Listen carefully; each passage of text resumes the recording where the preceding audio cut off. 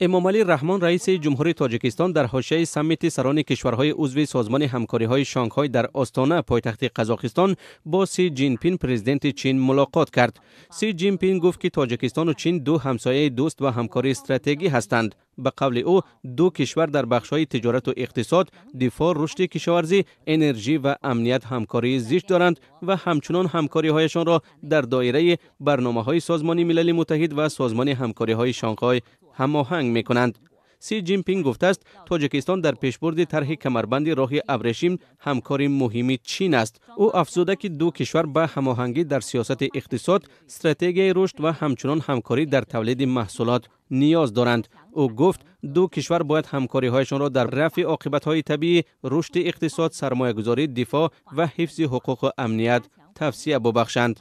در این ملاقات امامعلی رحمان گفته است که تاجیکستان دوستی و همکاری با چین را قدردانی می‌کند. به گفته او این کشور در امور بین المللی نقش مهم دارد و تاجیکستان تصمیم دارد که همکاری‌های استراتژیکی با چین را بیشتر کند.